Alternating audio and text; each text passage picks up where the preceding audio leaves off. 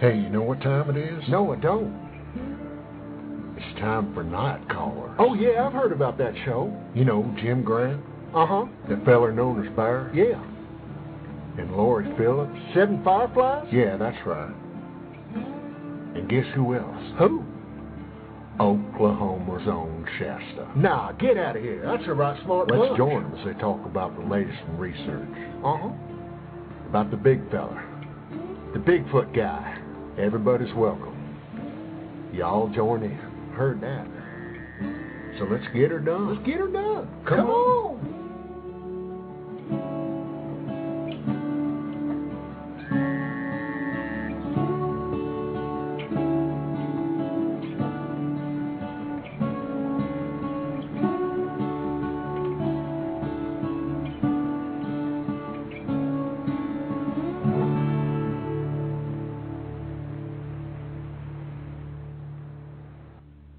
The year of 2009. I'm Jim Grant. A lot of my friends call me Bear. I'm from Mississippi and I'm freezing my butt off. I wish it would warm up, but it is January, the end of January, and we've got February and March to go. So I reckon I better get thawed out here in a couple of months. Until now, I am just freezing my butt off. But that's a good thing. That's a good thing. Oh, are you with us, Laurie? Yes, I'm with you. I'm sorry you're cold, Bear. How Heck, cold is it over there? It's about 40 tonight, but it's going to drop down a little cooler. You know, Yeah. I guess I'm at that age now that when you get cold, it takes a lot to get warm, and you've got to get totally warm before you get back outside, because all it takes is walking outside and stepping on the ground, you know, even with boots on or whatever. The temperature is cold, and it starts from your toes and works its way up. And especially since I got a chrome dome, no hair, I have no insulation on my head. So Well, you used to have one hair on your head. What happened to that? between you and Shasta, I have lost it. No. Shasta. Did you hear that? I heard that, and it's more you than me. I think it's me. More you than Take me. my phone calls, so I know it's not me. How y'all doing tonight? I'm doing fine. Real good. How about you?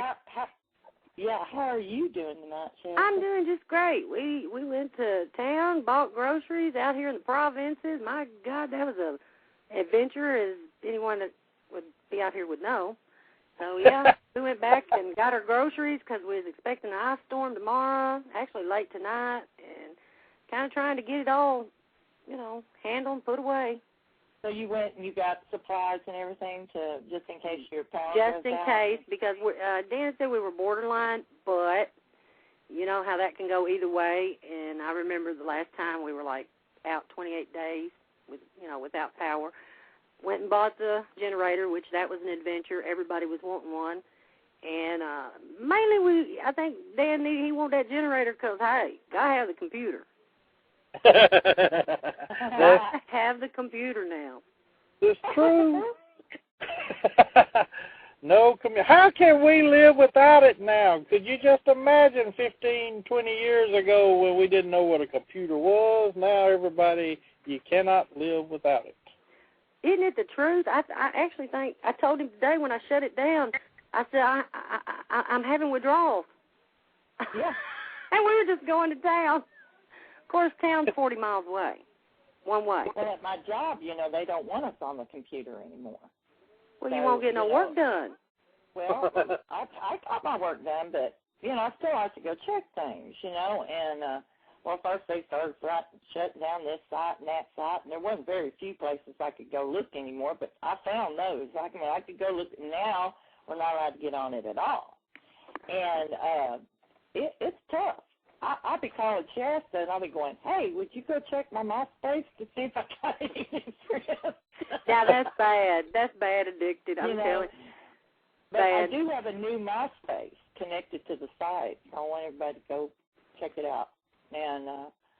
and join up, be my friend, be our friends, you know. What site is that for it? You know you have to spell it out. Yeah, it's connected to this website, to this Nite Callers show. Yeah. Okay. Yeah, so you could just go like to our main page and hit MySpace, and it'll take you straight to my.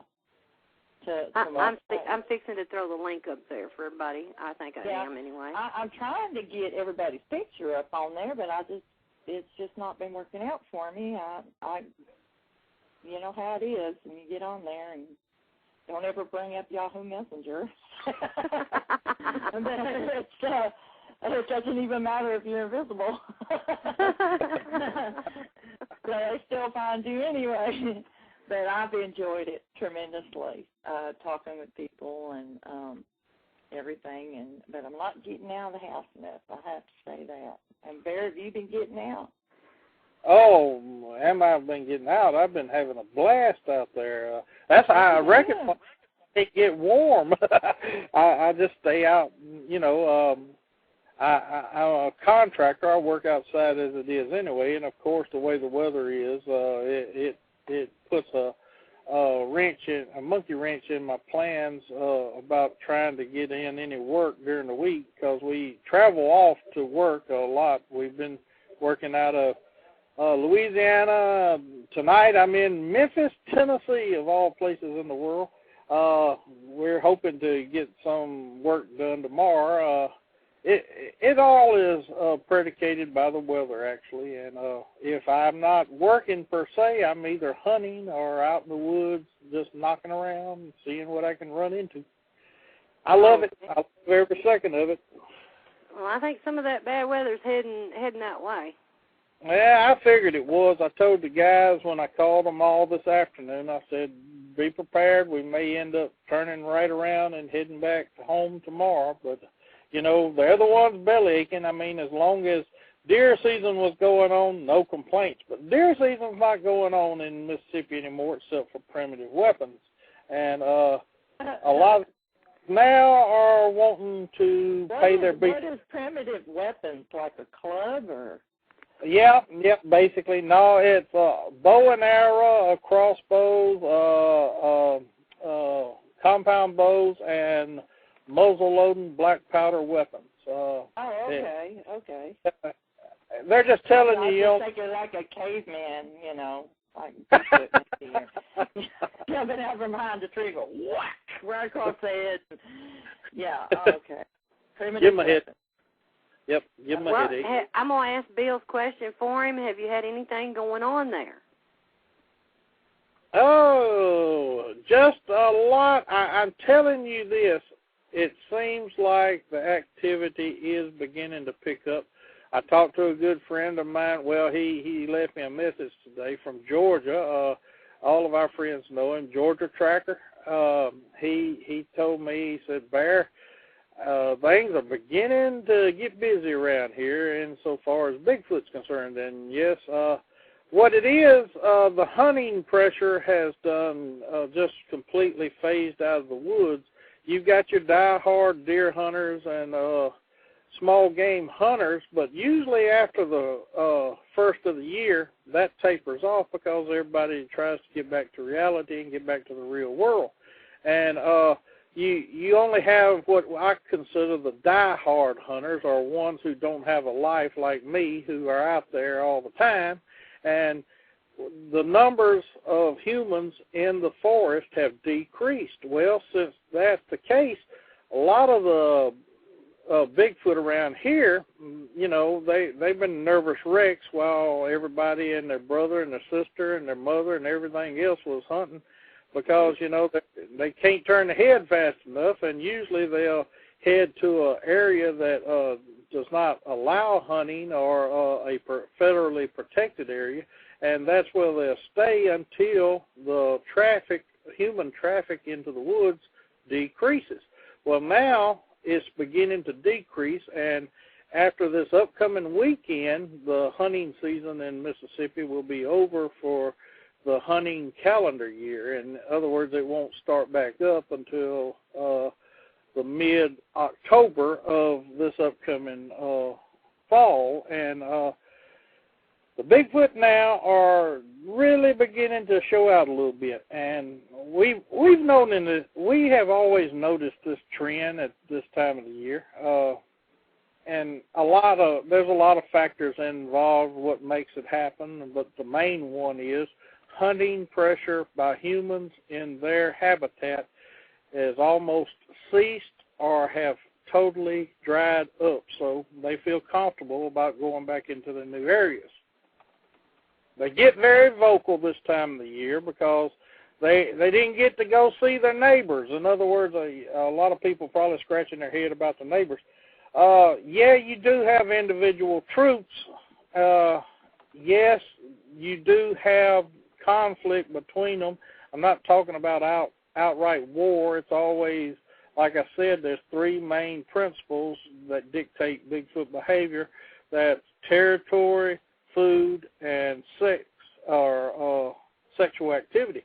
And they're very jealous of all three traits, and they will defend all three to their best possibility that they can. But they still, in a lot of ways, love communicating back and forth, hollering at each other, posturing through their vocalizations, things like that, to just remind each other, hey, I'm over here while you over there, so stay your butt over there. I mean, that's the way I've always interpreted it, because territories do overlap in certain areas, and when they do, they guard those areas extremely more careful than they do other spots or locations. And this time of the year is when they just generally get active. Have y'all noticed anything? Has anything picked up in Oklahoma and Texas? Well, it has here. You know, yeah, it usually would here in Oklahoma after the hunting season was over. That's the time we had put those cams out that time. It would always be dead over there from, probably the time, I'm not sure when it opens. It was always in like around November up until about the end of January or so. It would just be dead at our area, and then after that, it would pick up. I think it's going to pick up. Other places like Ohio and Indiana, which I'm not up to snuff on hunting regulations up there. I think their seasons have probably already come and gone. That's why I always say to the listener, please, whenever you hear us talk of things that happen in the South or in the Texas-Oklahoma area, which I consider that South, don't think that we're speaking for their activity and their habits in other locations across the North American continent, because time frames and ecosystems have a lot to do. Hunting pressure and other things like that have a lot of major contributing factors in their actions, their movements, their vocalizations, and things like that, depending on where you're at. So we mainly, when we talk, unless we have a guest in here that can enlighten us differently about what happens in our general locale. So don't take that to heart, saying that what happens in Georgia is happening in Oregon or Washington, because that's not the case. I'd like to say, too, if Mike wouldn't mind calling in later, he has a recent report. We had talked about doing this where if we have recent reports that come up on Alabama, is that we tell, what happened and report them on the show. You are talking about our Mike. Our Mike on alabamaforum.com. Our own Mike. He's got one that just happened. It's fresh. Yes, and that's what people want to know about. So when we have recent reports come up on Alabama, if he would, we would love for him to call in and tell us about them. Well, has our guest arrived yet? Nope. Well, nope. That's why I was asking Mike to call in. He ain't got here yet. Mike.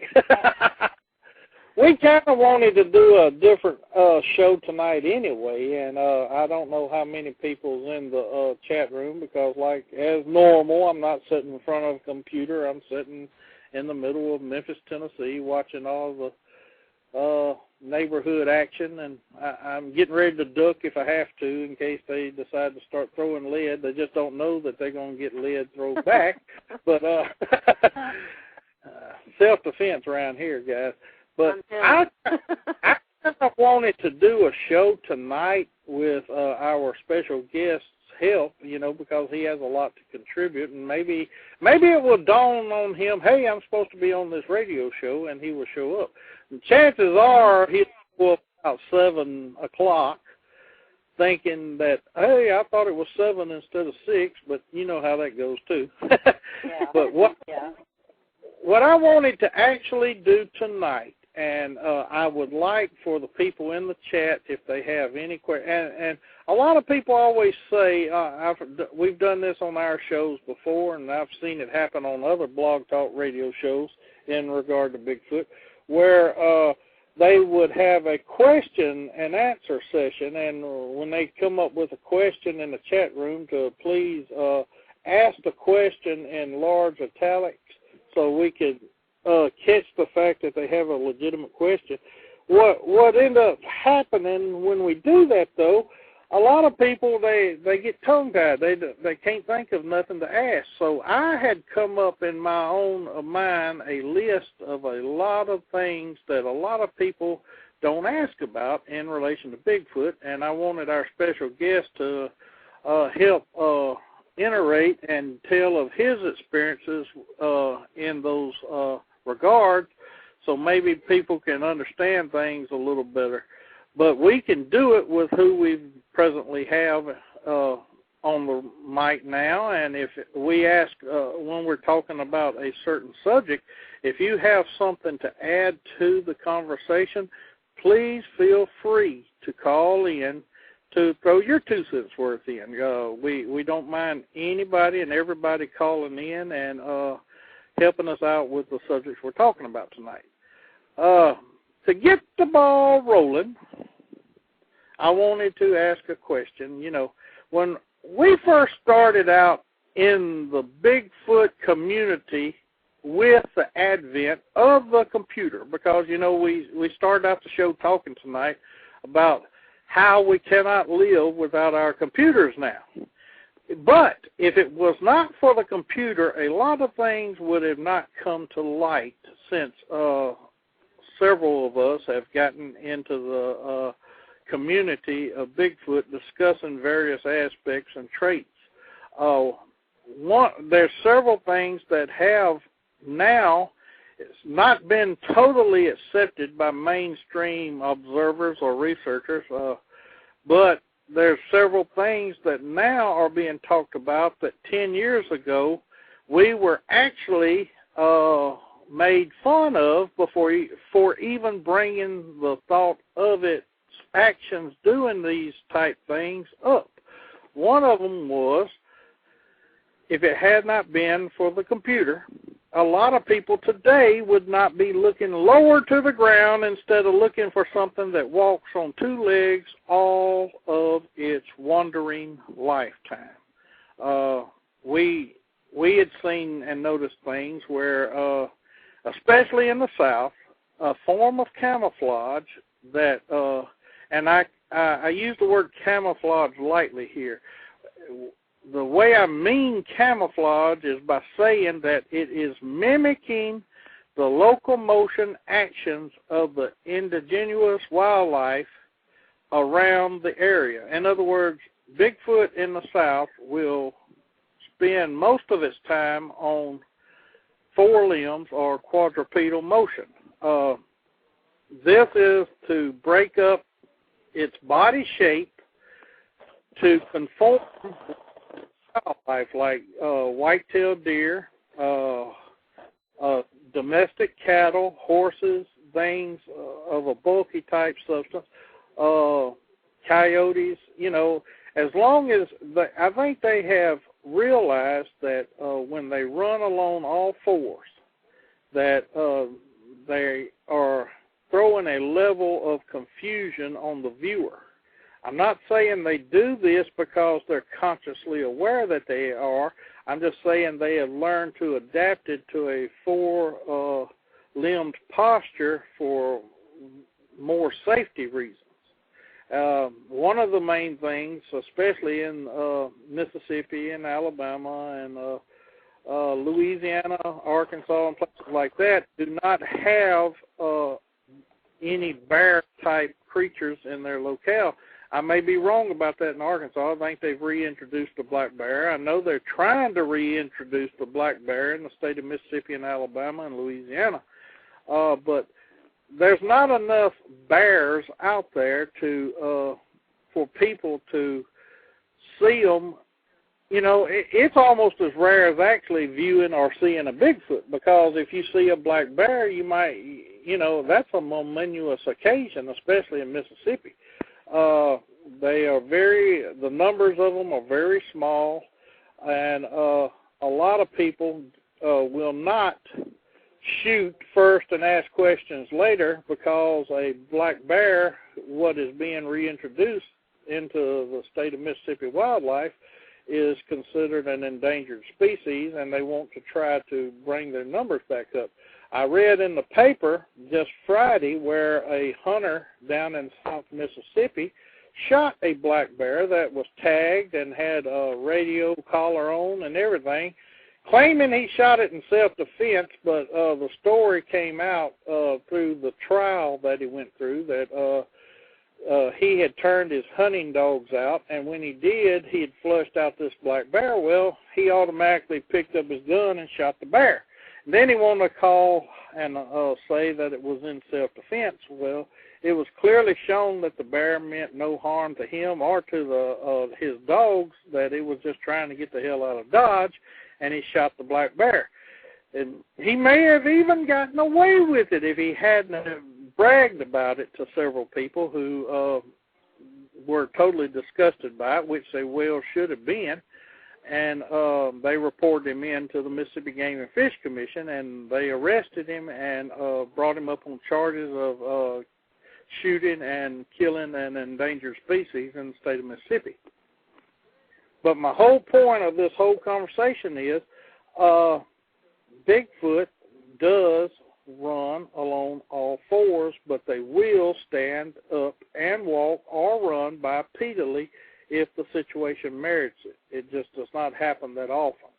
Do y'all see the same thing out in Oklahoma and Texas? And to the listening audience, would y'all like to comment on this, or to share with us anything that relates towards seeing these type actions?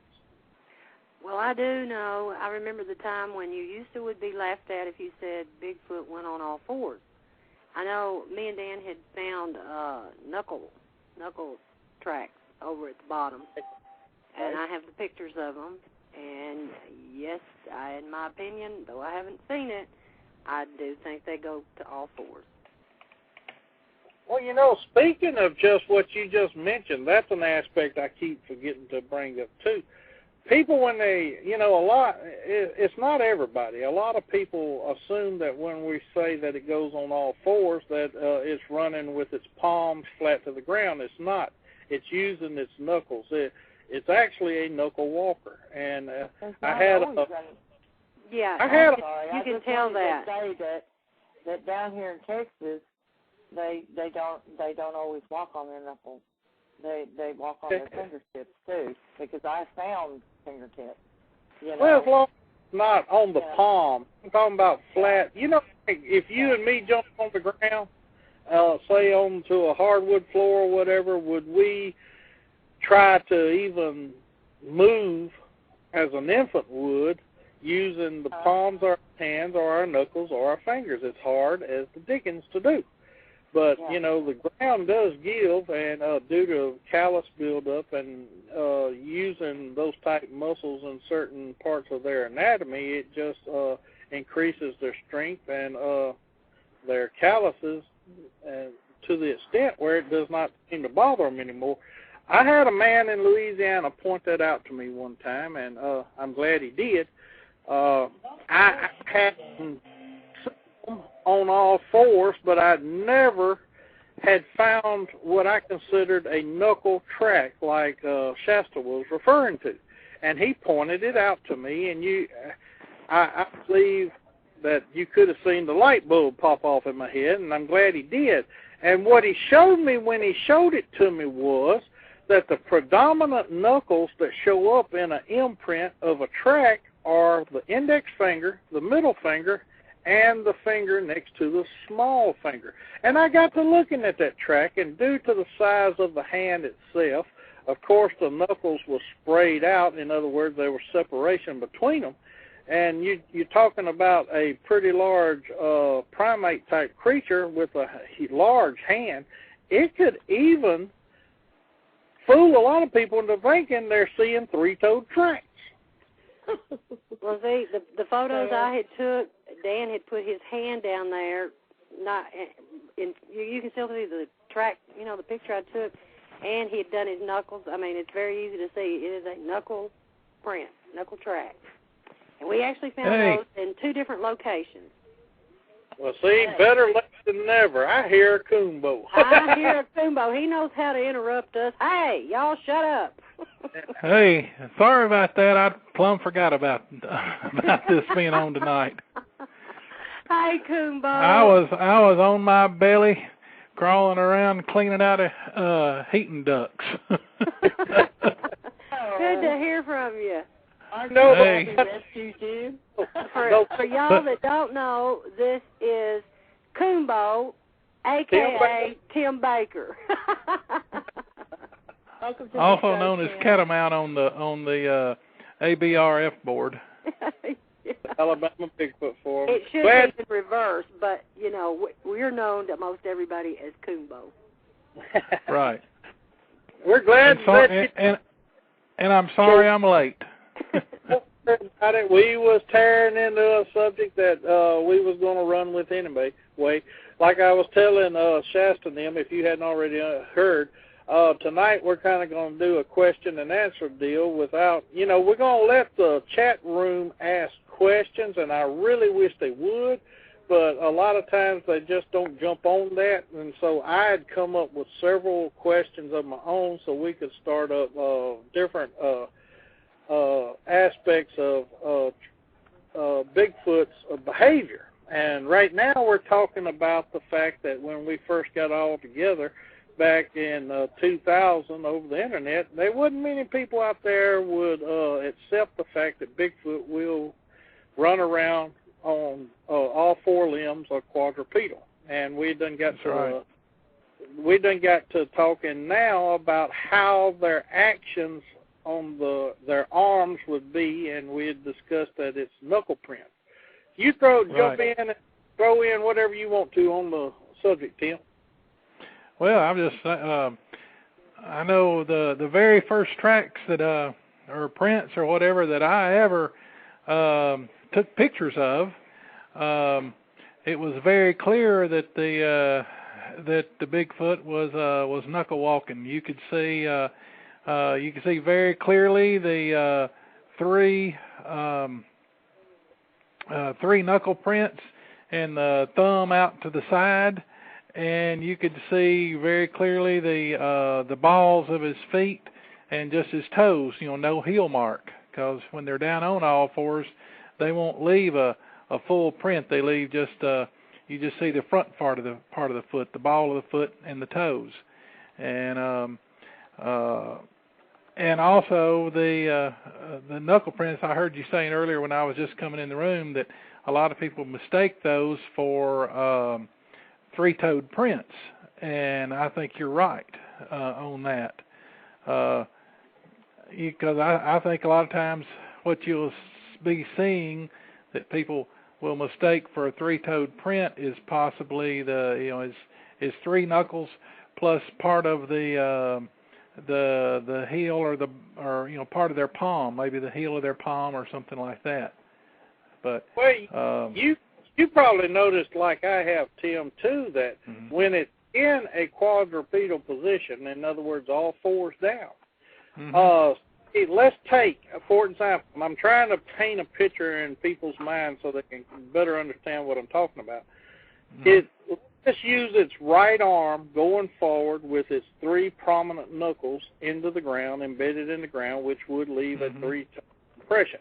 But I also learned, and you probably have too, that the back right leg, when its right front up to take another step, will almost come so uniform and close to the 3-knuckle track left in the ground that the pad of the foot will come down, and it makes the track look like that it is a footprint instead of it being the part of the foot and in relation to the 3 knuckles from the arm. They kind of step. They won't step. At times, I've even found that they will step with their back legs into the impression left by their knuckles, kind of obliterated to a certain. I think that's one reason why we find a lot of prints that that looks like they may have 6 toes. Right. That you're seeing one of the knuckles plus plus its regular toes. Actually, that happened too. He goes by Kurt Okus on the board. His name's Kurt. He comes up and he's went out with us a lot. And he had photos of that. He thought it was a cow. And then it got to the edge of the water, if I'm remembering this right, the creek, whatever, and it stood up. It became the 2 tracks. I think I talked to y'all about that. Well, Coonbo even elaborate further on that when they are in that tight position and go into. Well, they're running a creek bank, and sometimes a lot of creek banks you have a bluff or a ridge that come right up and become a deep conclivity, and they'll start walking in the water. And I'll let Coonbo speak more of this. Yeah. Well, they what I will say is there's been quite a number of places documented where where the boogers are on all 4s and they get to the water and they'll get up and walk on 2 bipedally, crossing the water, and then go back to all 4s on the other side, especially as they come up the bank on the other side. But one of the things that we have found quite a few times down in Mississippi, where the creeks are cut down deep into the land, and you've got 8-9 foot high creek banks on either side of the creek, is you don't find the whole footprint, or you don't find the knuckles or something. It's almost like they scrunch up their toes and double up their fists as they're going along. They just leave little round pug marks in the bottom of the creek that look almost like cattle have come down, have been walking in the creek. And we sat in my yard, myself and several other researchers, listening to a group that was going down a creek that ran between 2 different scopes of woods out, and we sat there listening to them calling, and there's no cattle or anything like that could have done this. And we walked down to the creek, and we got there so fast there was still muddy water in the prints, and we were expecting to find some really, really good tracks and everything, and all we found were these round, I call them pug marks, or in the bottom of the creek and along the creek bank. And we didn't find anything that was distinct that could have been identified as a Bigfoot track or anything. Right. But we got there. We were so close in behind them that there was still muddy water washing out of them. Right. Goodness. You mentioned something earlier too, Tim, that I'd like to point out. There's a book out, and I'm not going to get into slamming or bashing anybody. We don't allow that here, and it's not going to start tonight. But there's a book out that says that all that the southern part of the United States has is what they called a pungid ape. It's spelled Pongid. Now, to describe what the pungid means is it has a foot like a hand. In other words, like an orangutan or a gorilla. And the major distinction of its foot is it has a protruding thumb that sticks out to the side. And actually, Tim answered the question if people had caught it earlier. they see a lot of these tracks, and they're sitting there thinking to themselves, well, this is a pungent ape-type track, which Tim just got to telling you when he first started talking, that when they do use their knuckles, if the ground is muddy or soft enough that the weight distributed on that arm can impress down deep enough past the three knuckles that are prominently seen, you will see a thumb print. But that's what it actually is. It is a thumb from the hand section in a knuckle walking mode, and then they step forward with their front part of their feet. And that's another thing. Please, y'all don't let me forget that. Well, I better explain it now. When a Bigfoot's in a quadrupedal motion, it's on its knuckles, on its arms. When its feet do not allow the heel part of the foot to come down. To best describe it, it's like a woman walking in high heel shoes without the high heel part impacting the ground. In other words, they walk in a quadrupedal motion on the front pad of the foot. They don't walk heel. As a matter of fact, if you get down, if even a human, if you bend down, just lean over with your knuckles on the ground, and especially your index finger, the middle finger, and your ring finger knuckles on the ground, your thumb out to the side, and you'll find out that you can't, it's extremely difficult to put your heel on the ground, that the more natural position is your heel is up off the ground, and your feet, you're up on the balls of your feet, and your weight's on your balls of your feet and your toes. Kind of like sprinting. Can I interrupt for a second? Are we taking phone calls the first part of the hour? Because we have Bill Green on the phones. Yeah. We can talk to Bill for a second. Okay. Let me go ahead and, I hate to interrupt, but he's getting quite impatient, so.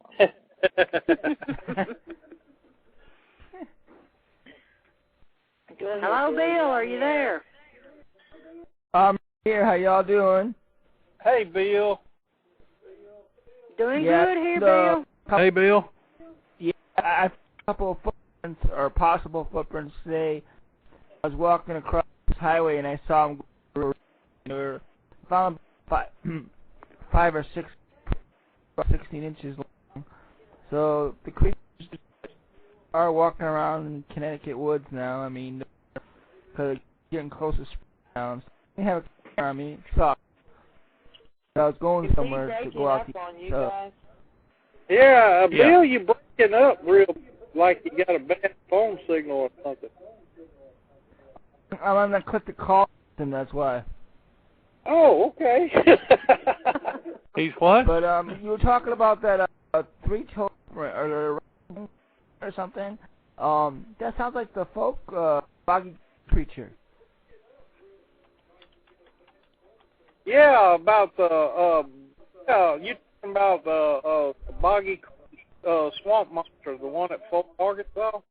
Yep. It sounds like you talking about that.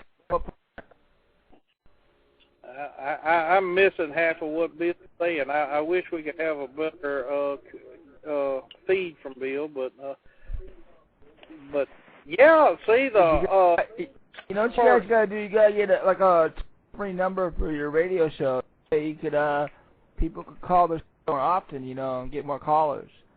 Oh well, we usually hope if we can the callers to the last 45, 30 minutes. We usually try to give the guests people a chance to talk about why they're on the show and things, and then we'll start taking calls. But we always let you come in because you're special, Bill.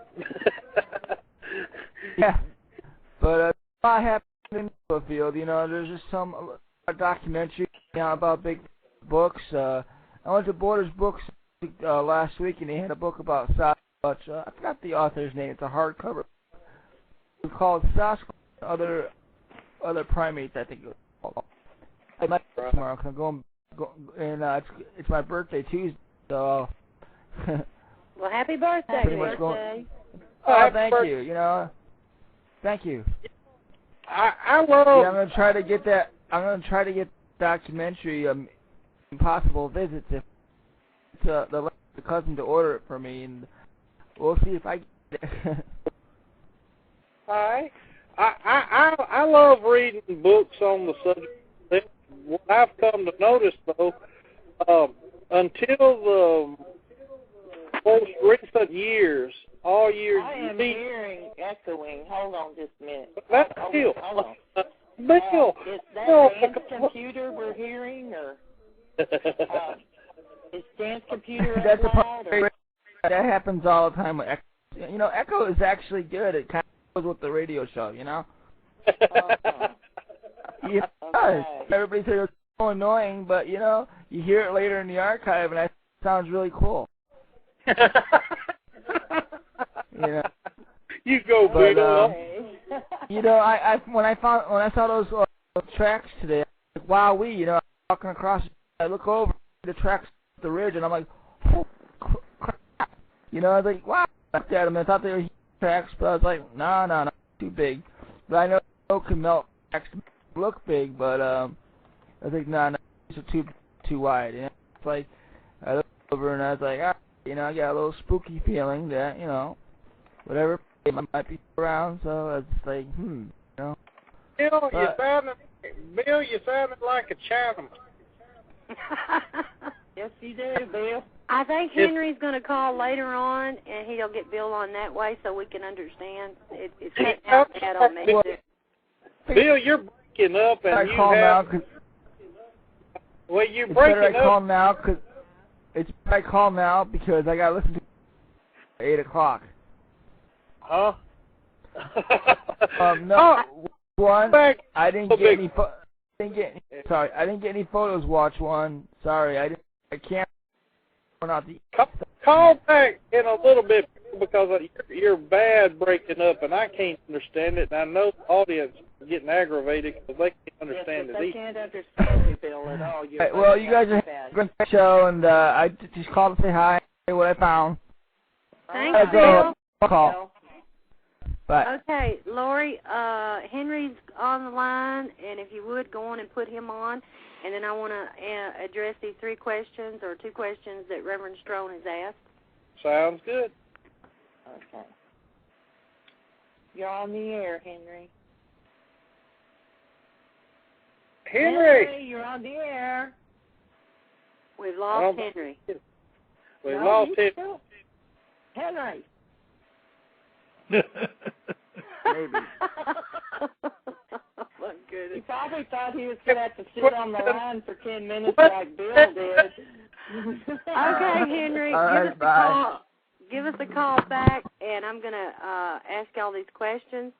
Reverend Strone wanted to know, is the ball of the back foot as seen in the rear half tracks 9 from 4x4 mode longer that the ball on it would be on a human foot? Wider, is that what he's saying? Yeah, Or it's certainly wider. Yeah. Or is he asking, is it more tapered like the average heel is? Okay, but it's just one. Okay, he rewrote it to skip the first ones. Okay, is the ball of the back foot as seen in the rear half tracks longer than the ball on it would be on a human foot?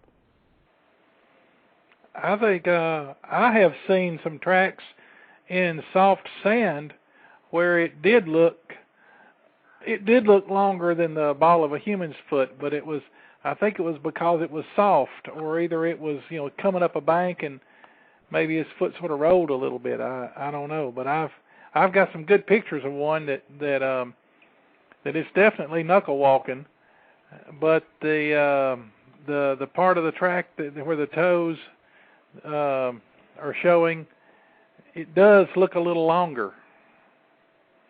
You know, yeah. Go on. I don't think that, but I've seen others where, you know, proportionally it looked pretty close to the same. But I do believe that they do have Well, it's just, we have the joint. Ours just doesn't bend backwards like theirs does. But I believe that they have, I can't remember what Dr. Fehrenbach calls it, but a mid-tarsal ridge or something like that. And that does allow the ball of their foot to flatten out a little bit more than ours does, when we're in a position like that. Well, what's the doctor? He passed away. Oh, Grover Krantz. Grover Krantz. Right. Yeah, Grover Krantz, and I think Dr. Jeff Meldrum has determined. Right. Yep, where, when we stand on our tiptoes, right, that is our tarsal break, but it's more centered toward the front of the foot. I think Grover Krantz has determined, and I think Dr. Jeff backed this up, that they have what they call a mid-tarsal break, and the definition of mid, and Grover Krantz goes into this in his book, Evidence of the Sasquatch. It's a great book, by the way. Those who haven't read it need to read it. I may be mispronouncing the title, but it was the book he come out with just before he passed away. The tarsal break is kind of in the mid-range of the foot. It's set back a little further than what it is on humans. And it kind of gives more pad-like appearance. And what's interesting about that, I've seen the pictures that Dr. Jeff has put up. You can go to any website, and he's got a mile-long name for the page, but it's called Evaluation of something or something or something. Bigfoot prints. Actually, he has prints of Bigfoot tracks. He's got prints comparing them with bear tracks and human tracks and other tracks.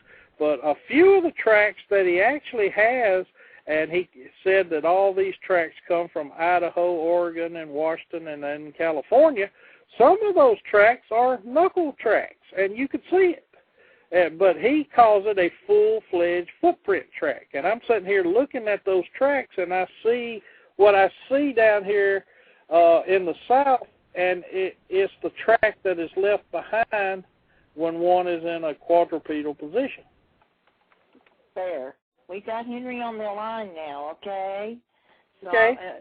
Let me go ahead. I was just trying to find a little breaking point there. So, Henry, are you with us? I swear. Henry? Charge that phone up. He's in chat going, I'm on the line now, I'm on the line now. Hey, buddy. Hey, buddy. Are you there, Henry? One more time, Henry, I'm going to hang up on you. Okay. I hear the hey, buddy. I have to ask, how's my boy Bo? He's doing good. He's right here beside me. He's standing here rooting on my hand, wanting his head scratched. Well. And I've got some good news. We got the University of Missouri Vet School called me Friday afternoon and said that the type of cancer Bo has is responsive, is quite responsive to chemotherapy. And I may cry online. Oh my God. Anyway, so we're going to start him just as soon as possible with chemotherapy here, hopefully this coming week. And they said that there was a good chance that it could significantly extend his life.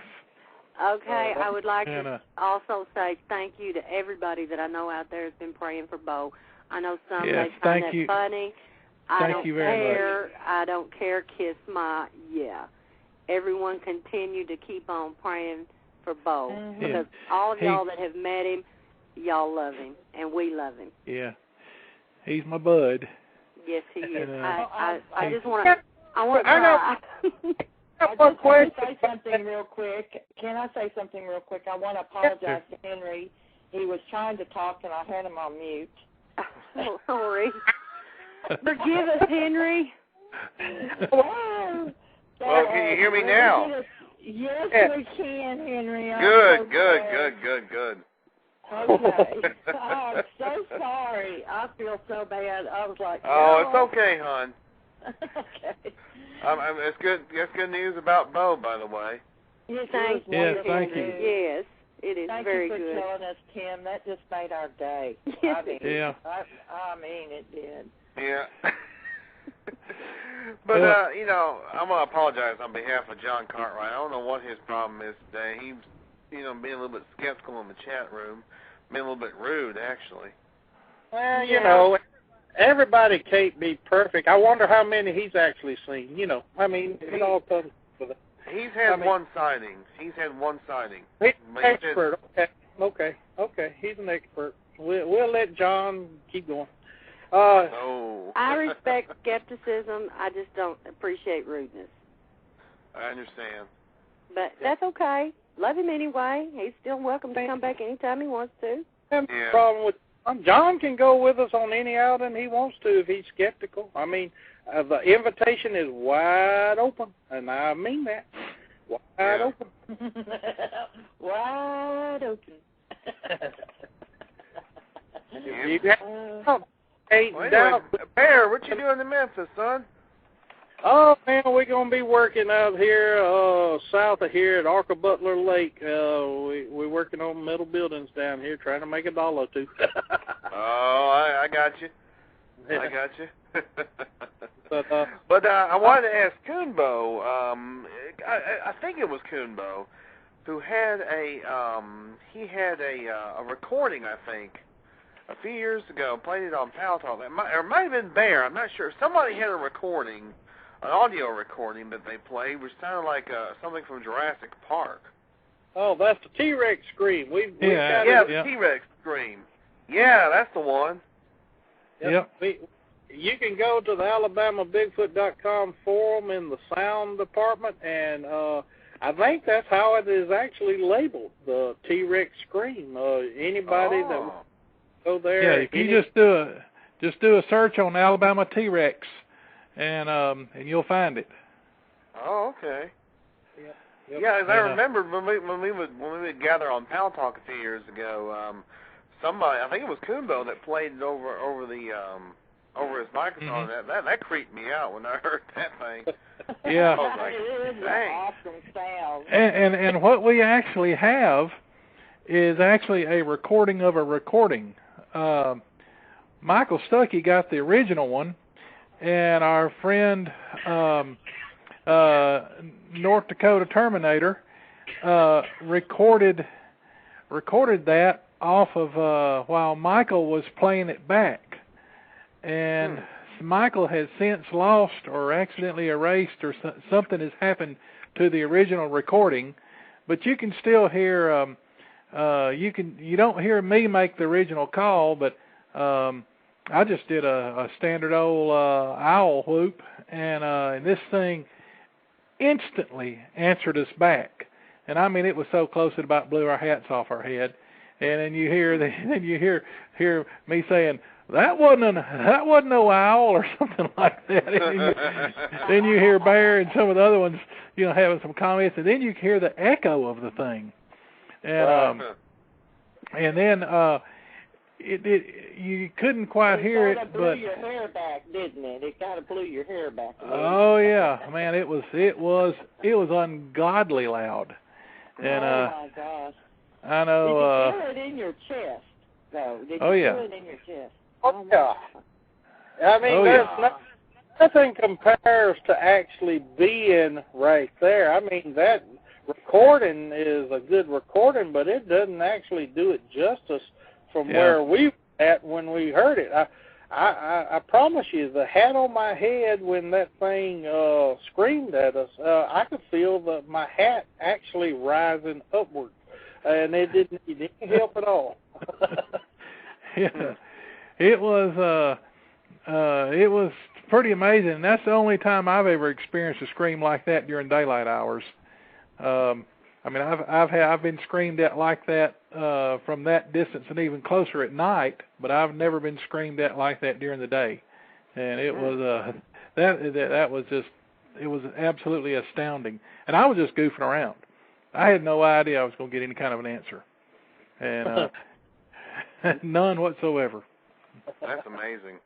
Yeah, that really is amazing. Well, don't you have a show on tonight, Henry, or just Saturday nights? I know you're doing one week. Well, we have the Sasquatch Experience, which is on every other Saturday night. It'll be on again next Saturday night at 11 Eastern, 10 Central. Tonight, HBO's Crypto Corner, I have Eric Altman from the Pennsylvania Bigfoot Society, and possibly Sean Forker, who'll be calling in from somewhere in the wilds of Pennsylvania. Oh, great! Oh. I will be there. I like that Yankee, Eric Altman. I remember come around.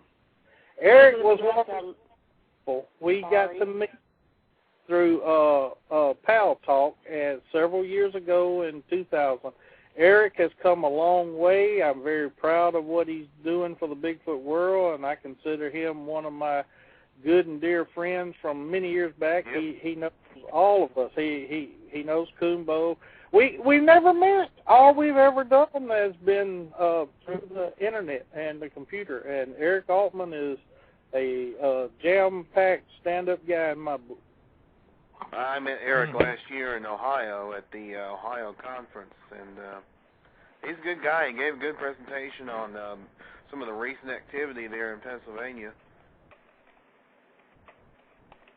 Okay, what I was going to ask you, Henry, is that one of the other individual, Sean, is he going to be calling directly from the field? Is it going to be a live from the field type show? If you're talking about Sean, yes. Yeah. He's going to be out in the field, so hopefully he'll have good cell phone coverage, and he'll hopefully be calling in, you know. Good. Okay. I love that. I'm really glad to hear that others do that also. It's just really neat to listen to, you know. I will be there. Okay. Well, anyway, I'm going to take off then, and thanks for answering my question. You know, I knew it was you guys that were involved with the T-Rex screen, by the way. You know. I thought leave it to us. We're always at the wrong place or the right place. I don't know. It depends on how you look at it.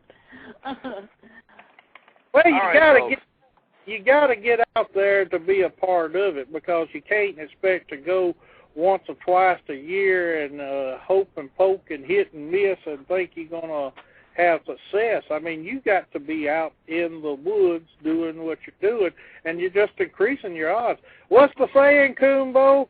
If you ain't gonna hunt, get on the porch. That's right. What is that? What is that saying?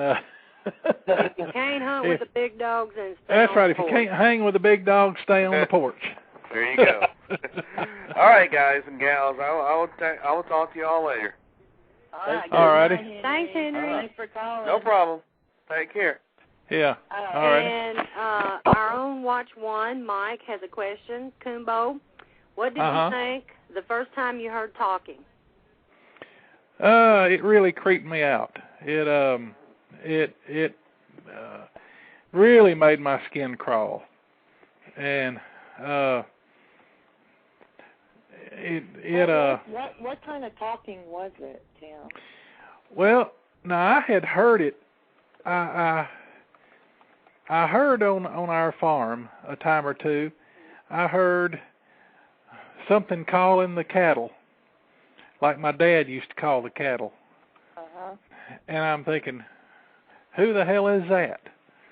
You know, have we got some kind of rustlers out here trying to gather up our cattle, or trying to steal our cattle, or what?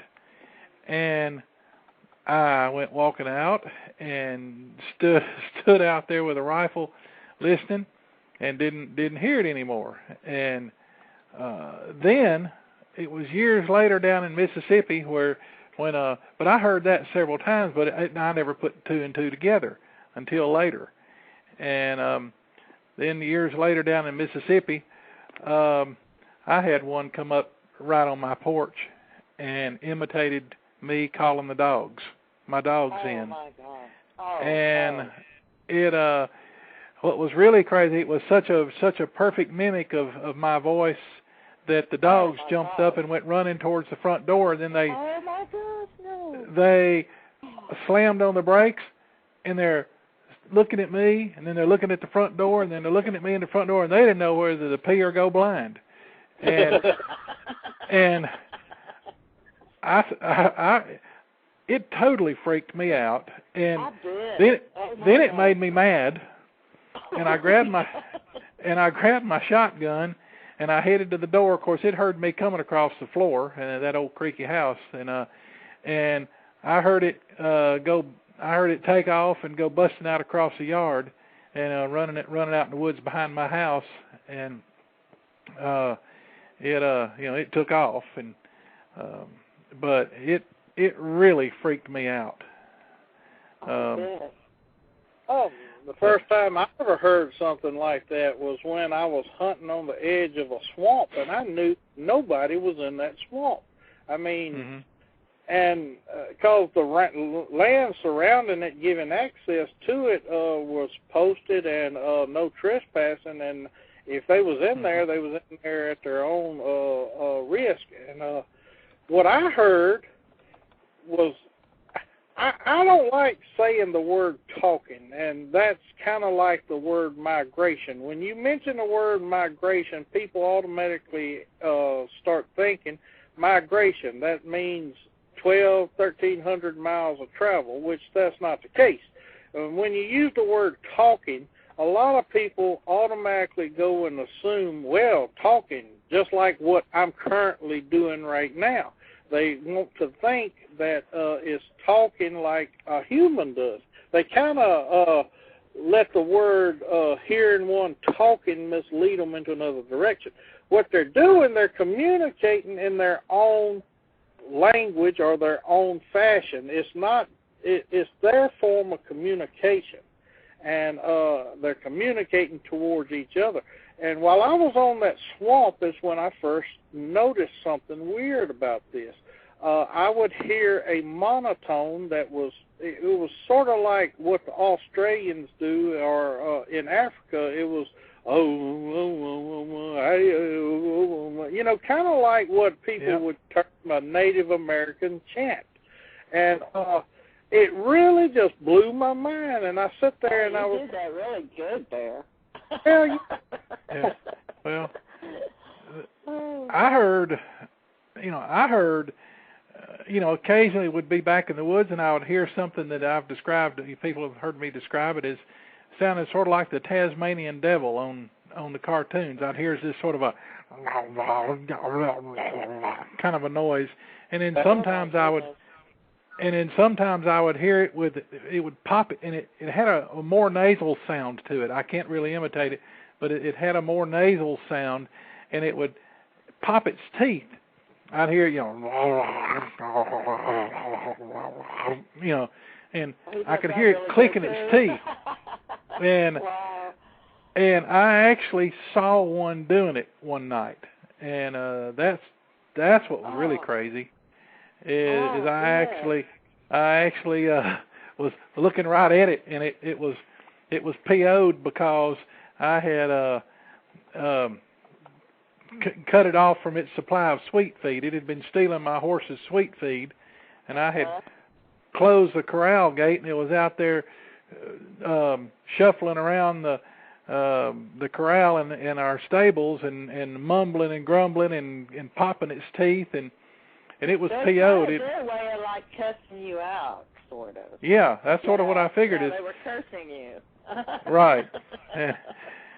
But, well, already knowing too that normally when there's one, there's more than one. I mean, we've all come to that realization too. It could have been actually communicating with another one of its kind, and you didn't see it at the time either. But I remember you telling me about that, Tim. And what's so cool about this is I've been to Tim's old house place. It's still up there. Tim's family still owns it, and that place is loaded down with them. But it's getting very crowded now with urban development all around it, and I've always wondered. But then Tim had told us, earlier this year that his brother, who has been, like John Cartwright, very skeptical until what happened to him? He was this past either late June, early July, I don't remember which. He was bush hogging around the edges of the fields and the pastures and such, and he was headed back to the very furthest most northwest field on our farm, and he had just gone through the last gate. And once you go through this gate, you go straight north into the field, or you can go to the west out into a big hay field that we leased for years. And he had just closed the gate behind him, gotten back on the tractor, and was starting to pull off. And he saw what he thought was one of our big Angus bulls out in the field, in the hay field to the west. So he turned and went through the gap out into the hay field and was slowly moving towards it. And then he realized that it was facing away from him, and he thought he was seeing its rear end and that it was sort of sloping up, that its back was sloping up. And he thought, well, that bull must be on a heifer, and because his back is sloping up like that. Right. And then all of a sudden, he said it turned sideways. And he said he thought, well, what the hell is this? And it stood up. And when he first saw it, it was actually on all fours facing away from him. And then it turned to its right and stood up. And he said it looked at him, and then it just walked off down into a draw there to the north of it, headed towards the river. And he was totally freaked. And what I've always found amusing about all that, Tim, was, due to me and you researching as much as we have together over the years, the miles we travel, we've been able to talk about people who knew us and didn't want to even think it. And one of the major concerns you ever had was your brothers. They was up there, brought up on the same land as you was, and they never had actually seen one. They heard the same things told to you that your granddaddy was told to you, told to them, and they never had seen one. And when he first saw that, and this just happened this past summer, Tim tickled me. He called me up. He was excited about it and everything. His brother scheduled a luncheon so him and Tim could discuss this. Of course, they brought their wives with them, and Tim said it was something else sitting in that restaurant discussing a subject that for years that his brother was very skeptical about and very skeptical towards Coonbo about even mentioning it. But now his brother is all excited about it, because he actually seen one. And, what really makes it more satisfying in my mind is when he first saw it, it was on all fours, and then it stood upright. Okay, we have a couple of callers. Okay? I hate to interrupt, but do you mind if we take a caller? I'm so bored here. Let me take this first one. I think it's Mark Footery.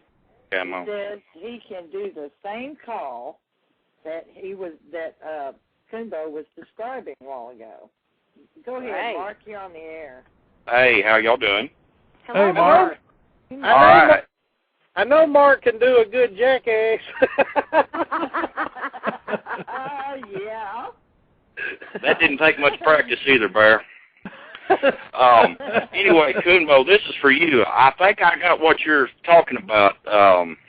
I heard it several times, and with some background noise, it was kind of hard to pick up. And then one day I got a real quiet time, and I was able to listen to it closer.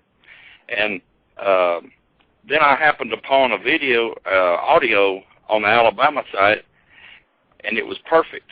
And anyway, you say it's kind of nasal. I kind of thought it was a couple of coons down there arguing at each other.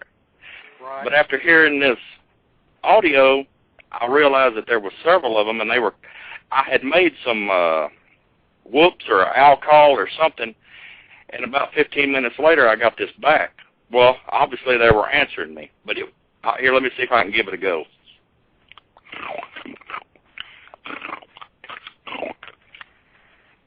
Yep. Gee. That is yeah. That's What do you think made about my that, hair, made Coonbo? my hair stand up. Made my hair stand up. Well, Wow, yeah. great. One more time. One more time Dan? for those. All right, one more time.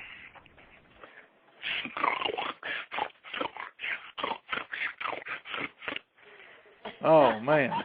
Just clicks and other things in there too. Yep. Yeah, Dang. that's good. Yeah, that was pretty awesome.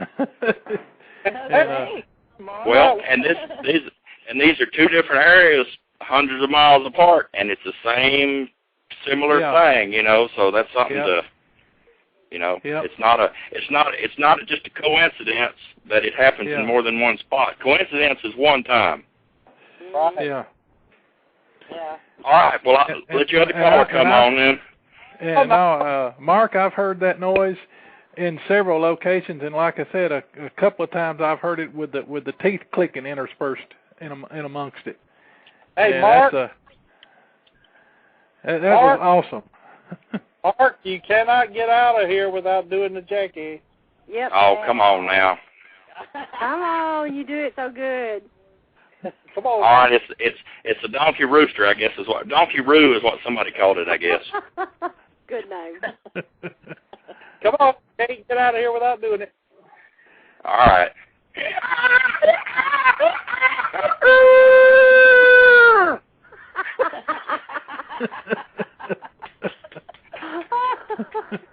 And when you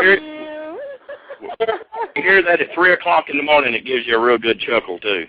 I love the name though, Donkey Roo. A donkey roo, that's a new crypto animal. We're going to have to go try to find it now.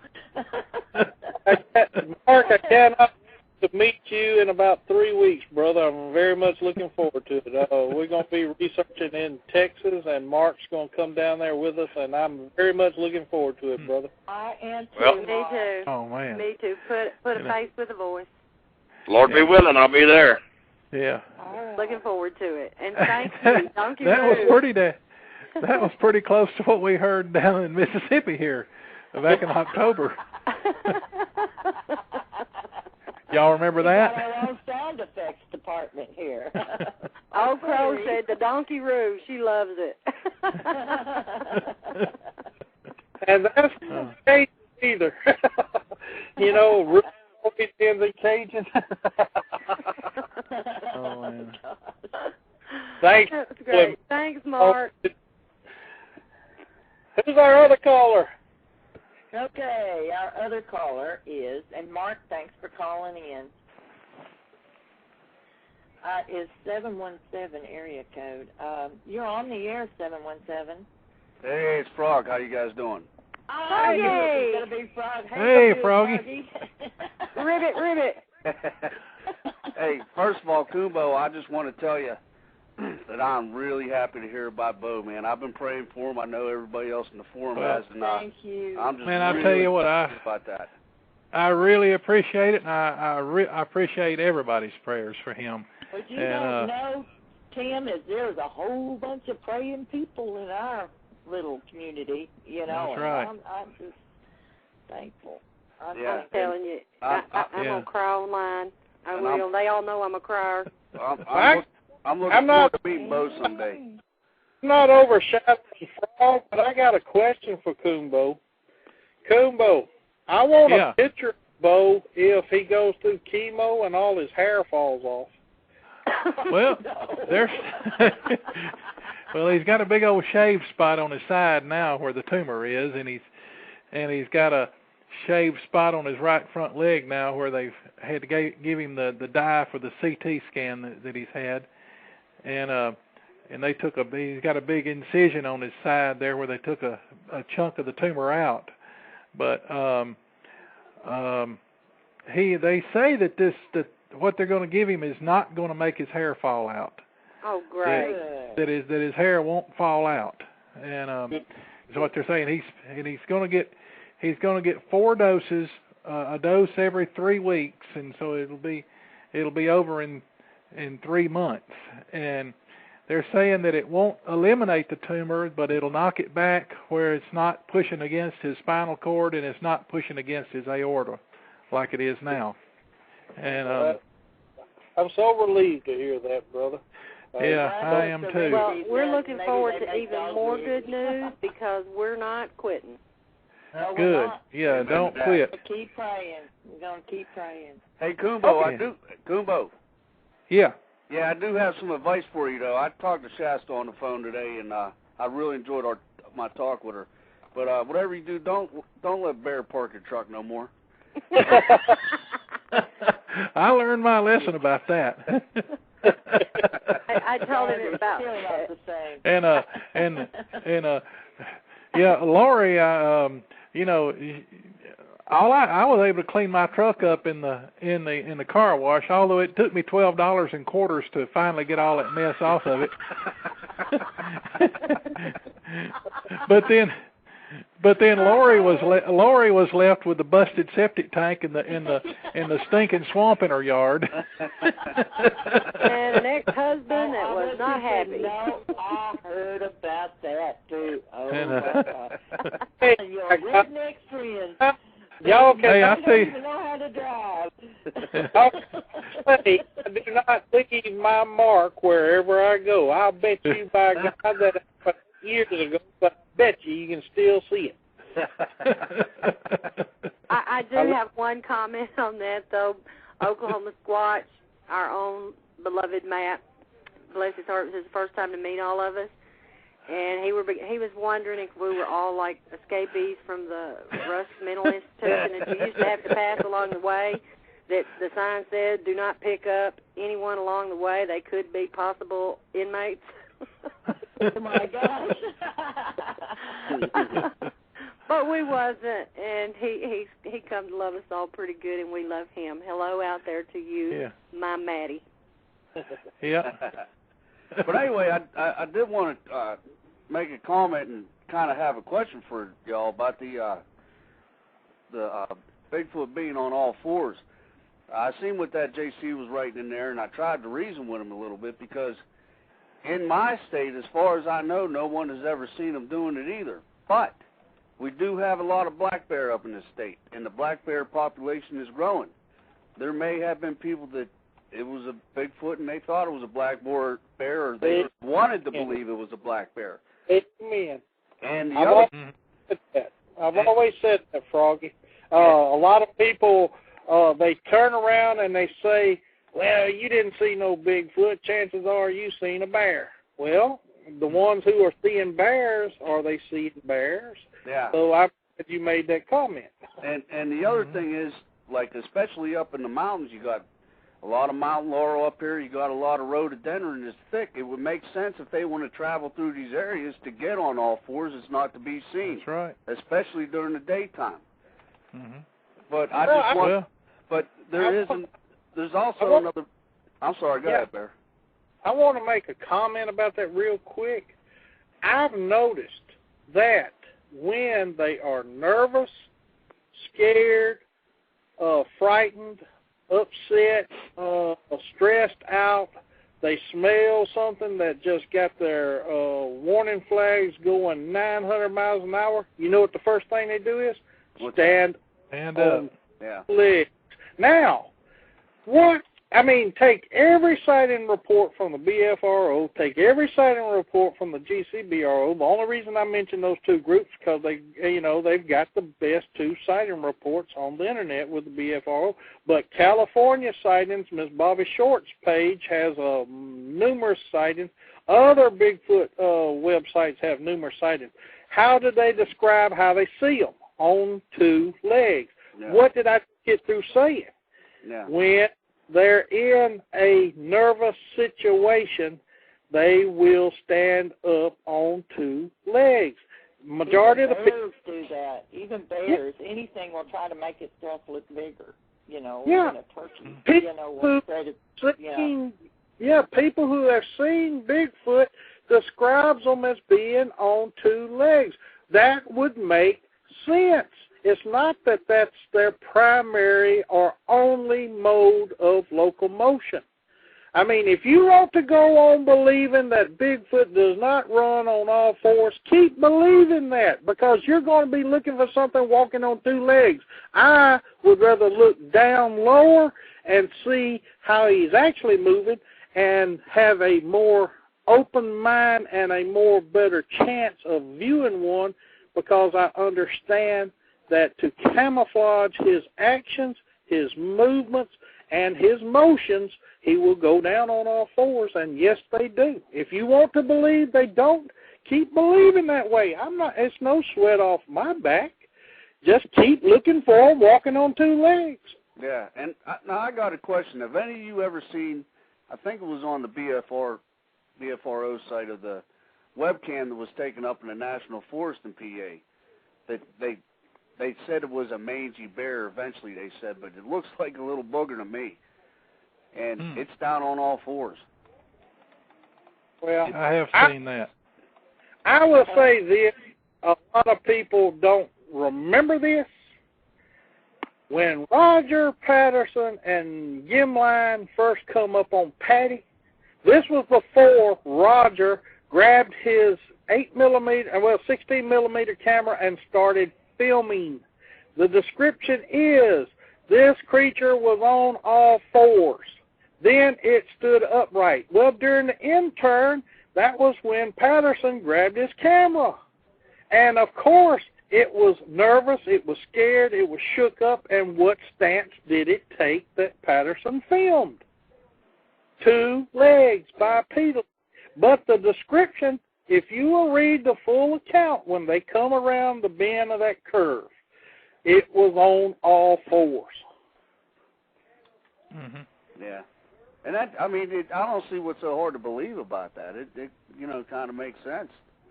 Well, it's not just a matter of making sense. That's why when we first started the show tonight, I said when we first come upon the Bigfoot community scene, that don't mean that we was not already knowing about Bigfoot. It just means we got together with a bunch of like people who could share what they know. Now, when we first come up on the scene, it was not cool to say Bigfoot went on all fours. All it was, it walked on two legs every day of its life. Well, if it does, how come no more people are seeing them than they actually are? And you're not being open-minded about it. You're wanting to give it traits of what physical evidence, and I'm talking mainly the Patterson film, gives it. And if we just go by the Patterson film, then every Bigfoot's a female, every Bigfoot's got breast, every Bigfoot walks bipedally. That's not the case. Yeah. And, go ahead. I was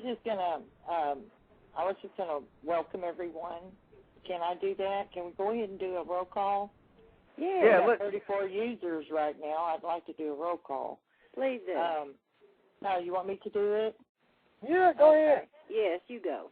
I hate to interrupt, but Sergeant, can you hold for just a minute? Let me go ahead and do this. Sure. I want to welcome everyone to Nite Callers. We're so glad that you came, and we have 34 users right now. It's been kind of jumping around. We have Cupcake Free. John Cartwright is back. EOBIC. Burger King. Or Booger King. I like that. Iker 11. Guest 3185. Mark Footery. Irish Guy just popped in. Welcome, Irish Guy.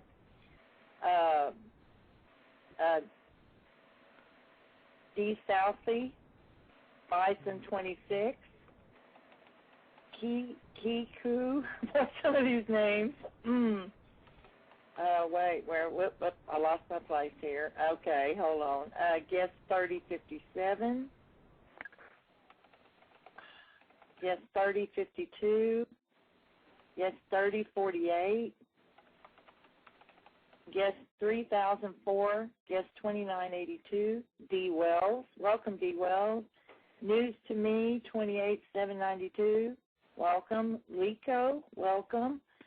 Matt, our own Matthew. Tennessee Cherokee, hello, Brian. Dunkape, that's Pat Rance. Hello, Pat. Welcome, Pat. Hello.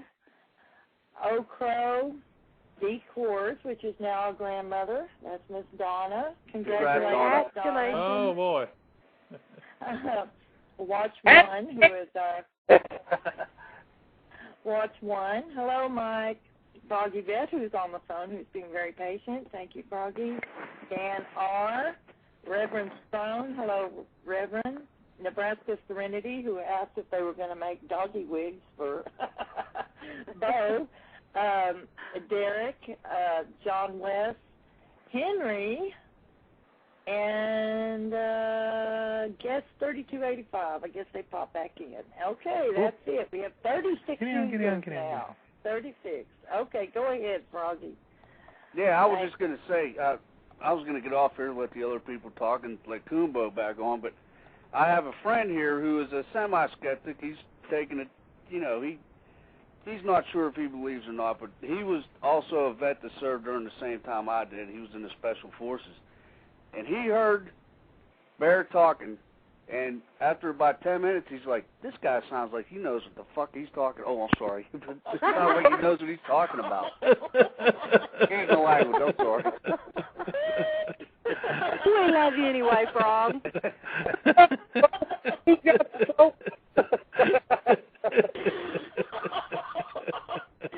Froggy, you're the first. You're the first. I got to put a quarter in the jar there now, or what? I think that was $1. That a quarter ain't gonna cover that one. I think I see the sky out here lit up red. I believe Frog is red all no, the F-bomb. And it's not like we haven't heard it before. Oh yeah, the F-bomb. He dropped it.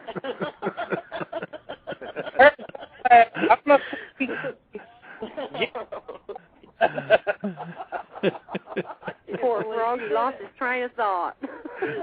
Frog. I'm okay, sorry, Frog, I do apologize. Dust yourself off, get up, and go on with it. Sound like we haven't heard it before. Yeah, I know. You know what? I think I'll hang up now. And I think, look, I love listening to the show like I always do, and I'll leave you guys alone now. No, you feel free to finish what you were talking about. Oh, go on. That's Frog, that's really all I had to say. Anything else would be a lie. You said an awful lot. That's okay, Frog. We still love you. Thank you. I love you too. Frog. Poor Frog.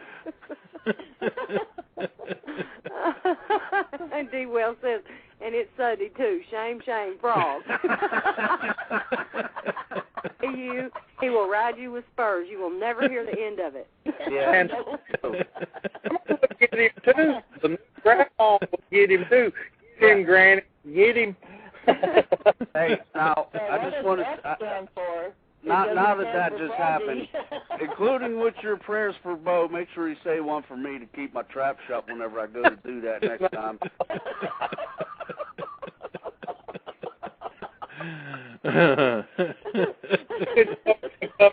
Welcome anytime, Frog.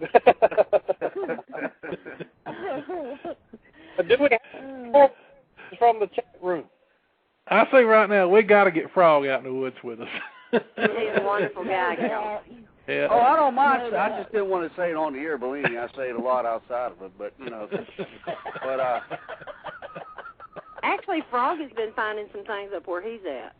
Yes, You want to tell us about some of them, Frog? Yeah. As far as what? I've really had a bit fun. I mean, all the stuff that I posted with the pictures and that a few months ago is basically all been fine. I haven't gone to a spot that I feel kind of nervous in every time I get there. That's a good sign. Yeah, and there's one area that just looked like all the trees in just one certain area are all pushed down and broken and stuff, but I set out my recorder out there, and I didn't get anything. It seemed like the cold air was draining the batteries. So I got to go up there at night, but you know what? I ain't going to do it by myself. And I don't carry a sidearm with me because I for some reason, I don't know if they know you got them or not, but I don't want them to feel threatened. Right. So You're doing the right wouldn't do you any good anyway. Yeah, Yep. I know. Yep. That's probably the best thing would do, leave, one round in the chamber for me, just so I could off myself, so I don't have to... Stop, bro. Yeah.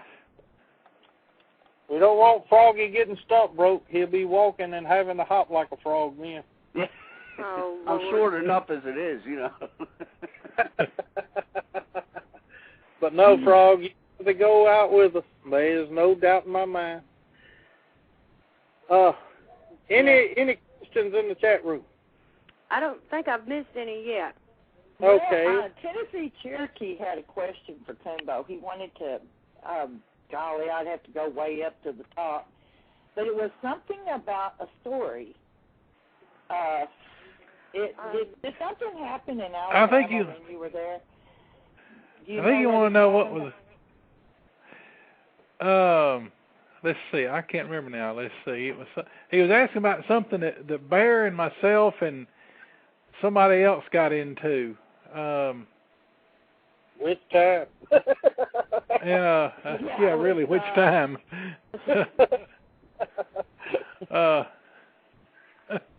Brian, post the question back up again if you would. Yeah. Getting back on the other, talking about quadrupedal motion and bipedal motion.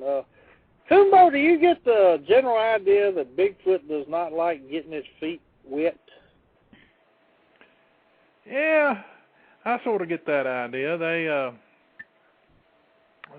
They that's what I don't know what the deal is about them scrunching their toes up, but it's just awful strange that of all the stuff I've seen with them when they go into creeks and stuff, how they sort of so many times I've seen where they scrunch their toes up as they're going into the water, and but then again I know they swim like a dadgum fish, but yes. Okay, we got it. Possum saw them coming at y'all on all fours. That's what he was okay. saying. Yeah. Was that when we were tell the story about the shotgun I found in the tree? Yeah, Matt had asked, he wanted to hear about the shotgun found in the tree. Oh, that didn't have anything to do with boogers.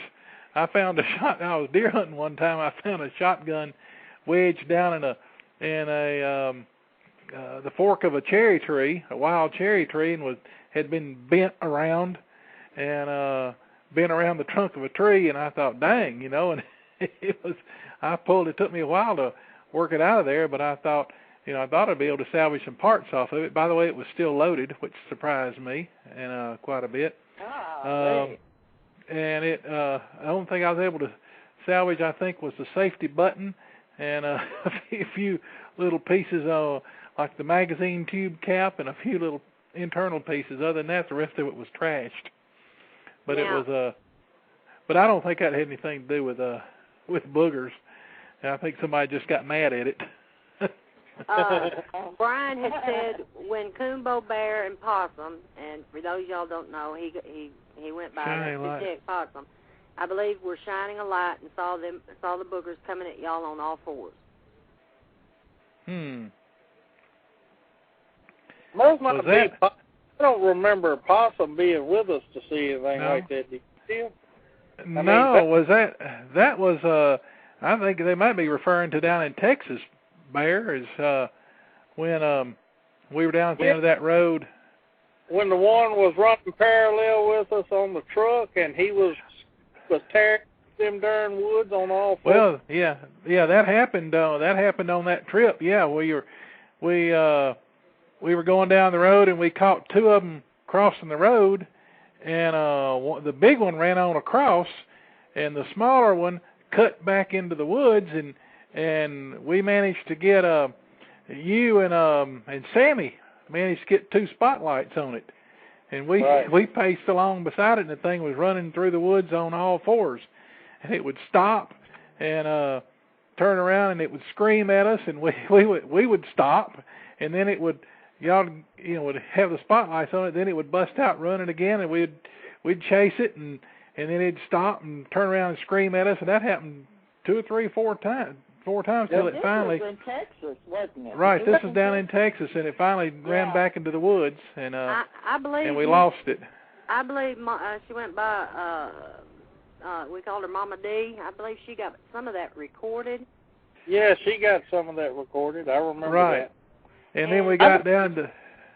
I think what we did, we set them up, and instead of it running directly into the heart of the forest, it was trying to get ahead of us to run back across the road. Like Tim had just said, we had separated two of them. They was dead. And the road we're talking about is not really much of a road. It's just really a dirt trail. It wasn't even no movement or nothing on it. And we had two other vehicles behind us, so evidently it did not feel safe, running behind us. It was trying to peel off in front of us to get across the road, and every time it was running parallel with the truck, and it was in the winter time. There was no foliage on the trees. We was able to keep up with it between the trunks of those pine trees, and we could see it. Well, if I'd lose it, Sammy had it in his spotlight, and he was mad. But we watched that rascal run for about 3 or 4 minutes, parallel with the truck. I believe that Brian had said it was a story from the mounds of that happening to y'all, where y'all shine the light. I know we've been on so many, and there's been so many different things. Well, now, we... I don't think Gotham's ever been to the mounds with us. I know he has. No, I don't think he has. No, he was only I know we were down there, Bear, when we were down at the end of that road later on after chasing that one, when they came in on us, finally, were some of them on, I was on the opposite side of the truck. I was trying to get in the truck, but when they were busting out on the side that you were on, I know what he's talking about. Down at Armstrong Corner, Bear. Yeah, well, the one that coming up that fence line. That's what he's talking about. Let's hear about it. Yeah, that was, it was, that night. That was, me, you, Faye, and James. Yes, sir, it was. And the fog was real bad that night. There's an old folks saying, when the fog is low to the ground, the Bigfoot will come in. But tell what happened tonight. We pulled up, and we just stopped, and we sat there listening for 2 or 3 minutes just to see, or heck, maybe 5, 10 minutes more like it, just to see what we could hear. And I think all we had heard was one knock way off in the distance to the south of us. And I don't know, we'd been there at least 10 minutes or so, and we'd heard one knock. And finally, Bear, I don't remember if it was you or me, one of us let out a call, and it didn't even get out of our mouths, and this son of a gun let loose screaming down at the bottom, probably 300-400 yards south of us. And here it came, charging up through the weeds and the brush and the briars, coming towards us. It was running parallel with that fence row, remember? Right. Yeah, it was running parallel to the fence row, but it was on the side of the fence away from the field. It was back in the brush and stuff, on the west side of the fence. And it came charging up, and it sounded like a freight train coming through the brush. And that's when we looked around, and all of a sudden, James was gone. Yep. He was totally gone. And he had jumped in the truck, And then about that time, Faye decided it was time for her to open up a can of gone, and she couldn't get in because James had the door locked. Oh, wow, Faye's been there before. And Faye started squalling. Well, this thing, by that time, it didn't take just a few seconds, it seemed like, or just, well, it might have taken, I don't know, maybe 10 or so. I don't know. It didn't take very long for it to, well, it took longer than that, but it didn't take very long for it to make it up there where we were. And and it was crashing through that brush, and I realized it was getting right to the edge of it, and there was a little neck of that field that separated us. There was about maybe 20 yards of open space between the edge of the weeds and where we were sitting. Right. And right as it got to that, I clicked on a 3 million candle power spotlight and put right in his face. And it slammed on the brakes and commenced to screaming and hollering and thrashing stuff, and I think Bear and I would have run if we hadn't been scared to death. And by the way, Bo had already. Where did Bo go, Bear? Did he jump through the window of the truck? He sure did. He jumped in his toolbox and dove in that back window. Yeah. He sure did. Bo had decided it was time to go too, and he it slammed on the brakes and stood there and screamed at us for a time or two, and we stood there looking at it, and it paced around and ripped up hands full of the weeds and flung them, and then it just got quiet, real quiet. Yep. Real quiet. And that's when we really started getting the creeps. Cause, and we decided that we might ought to leave. So we got in the truck and left then. And, and I don't know how... Say what? Foggy. I remember it was foggy that night. It was foggy. It warmed up during the day, and then when the temperature dropped at night, it come up out of a bottom. We was on kind of a gradual slope. The ridge was on top of a slope at the point where fence row, and that's where he come up. He come right at darn fence row with the bushes and all the things that had grown that fence row due to the birds sitting on the barbed wire and crapping out seeds, and all these plants took up growth, and that's what 90% of the fence rows are in the United States is growth of bushes and weeds, unless you clear them off, is from birds. And that sucker used that hedge row or fence row as cover between us and them. We could hear him coming. Of course, with it being foggy like it was too, sound was amplified. I mean, it was carrying. Acoustics was out of the world. You didn't know which direction sound was coming from, and he had to get close. We had tried shining that fence row several times, trying to find his eyes shine, but when you hit a light across fog, especially a high beam type light, all it does is reflect back at you, and you couldn't see him until you got close. And, he was right up on us before we ever saw him, and right, so we couldn't see him. And thank God he stopped. But he didn't take that thing. Probably didn't. He didn't take. He was 400 yards from us at least. When that was a 40-acre field, and he was all the way to the far end of it. And and he didn't take. It was significantly less than a minute for him to get up there to us. And I mean, you could, and he would. Sounded like he was letting out a scream about every 50 to 75 yards. He'd let out a big, bellowing scream, and there wasn't any doubt that he was coming at us, and he was coming fast. And I think about a man in the wide open can run 400 yards in a little less than a minute, and this dude was doing that or even a hair better, plowing through the brush and stuff. That's it. And, there ain't no way in hell this old fat boy can run 400 yards in a minute. Well, I'm just thinking I was just thinking back. You could if one was on you. Well, I was just thinking back when I was in high school running track, I could do the 440. You could do it. Folks that were pretty swift could do it do 440 yards in a minute, and that was pretty much the standard that we'd try to hit. Well, that's why I did track. But that dude covered that ground in less than that. I mean, he was hauling. All right. And when he hit the edge of the field and he was bursting out of that brush out into the edge of that field, he was still on all fours. Yep. And, where they was on all fours. I mean. And he didn't stand up until I put the light on him. Right. Right.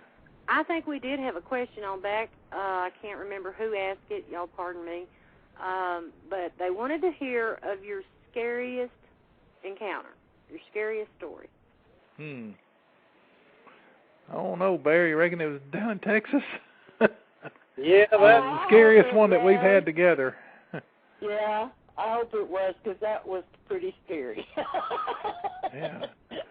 As far as the scariest one that Bear and I have had together, that may be it. What do you think, Bear? Yeah. I mean, that was it. There's no doubt in my mind, because this is the same incident where we had separated the two we was talking about earlier in Texas. Yep. One had went to Tim's side of the truck, and the other one was running parallel like he was trying to get back across with the other one. Yeah, and he was. I saw it, too. I saw it when y'all was shining the spotlights. I saw it. All the cars behind you could see it. It was pretty cool. Well, he peeled back off toward the west, towards the Nature's River and that area down in there, and we went straight on to where we originally was heading in the first place, which we had found through topo maps and other means that looked like a very good spot to go and try to vocalize and call them in. And we went, and we called it the dead end zone, the dead end, because it was a dead end. It was only one way in, one way out. When we drove in there, we had no problem driving in there. There was no trees or anything across the road. When we was coming out of there after it's over with, there was 3 trees bent over the road trying to keep us in there. This had happened while we was in there. There was no wind blowing that night, no storms, no nothing. It was a cold night. It was still. We drove all the way back in there, and we all got out. We had about 30 people. I mean, that's what blew our mind. Up until that point in time, a lot of people said, well, if you have a lot of people down there, they're not secure enough to present themselves. But that night we had a bunch of people down there, and actually it was one of the longest duration vocalization I've ever heard since I've been researching. Absolutely. I know I heard Mama D's, and bless her heart, all she could do is stick her digital, if I remember right, out the window. Right. And I mean, you could hear, even with the digital, and it was just tearing up Jack, screaming. But we had right at 45 to 50 minutes of continuous vocalizations, and we had been surrounded on 3 sides. What I'm saying by that is I'm using the 4 points of the compass as a mental picture. We were surrounded on the west side, we were surrounded on the south side, and we heard them coming in from the east side. What was so strange about it was we hadn't heard anything from the north end, and that was the direction we had driven into there. You got to keep in mind. We kept picking up stuff on the infrared game tracker out to the north, but we never did. That's right. I forgot. Yeah, we never did hear anything, but we kept picking up stuff to the north of us. But all the vocalizations, like Bear said, was coming from the east and the west and the south. And they come right up to the perimeter where we was. Oh yeah. The turnout, they were at this dead end. It was a kind of like a rough oval type shape where people would pull in there and turn their vehicles around just to leave because there was no other access to the area. And so we had already turned our vehicles around. That's one cardinal rule we have. If you go to a spot where you know you're going to be in that location for a little while and you're going to make vocalizations, always have your vehicle pointed where you can get out. You don't want to spend 3 or 4 minutes trying to turn your vehicle around when one's banging on your vehicle, because I'd love to see your insurance claim for that one. But we had been in there, and it was continuous. Like I said, 45 to 50 minutes of vocalization. All of a sudden, though, and we were lulled into a sense of false security because of all the action we was having. Everybody that was listening to everything was oohing and awing. Me and Tim, it was old hat for me and Tim. We were sitting over there, just trying to keep up with the group, because we'd have one section of the people, of the 30 people there, would go to the west, one would go to the south, and one toward the east, where all the activity was happening. Well, Tim looked down. Me and Tim actually had got wrapped up into all this, too. Tim looked down at Bo. Bo was with us, and he looked down, and Bo was just having a fit. He was ready to go.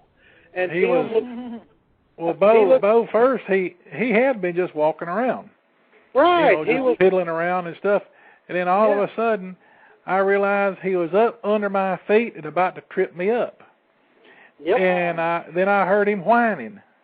Right. And I looked down at him, and I heard him whining, and then I realized that he went over there to the truck, and he was trying to get into the truck, but the windows were up and the doors were closed, and there were people up in the back end of the truck, so he couldn't get up on the back, couldn't get up in the bed.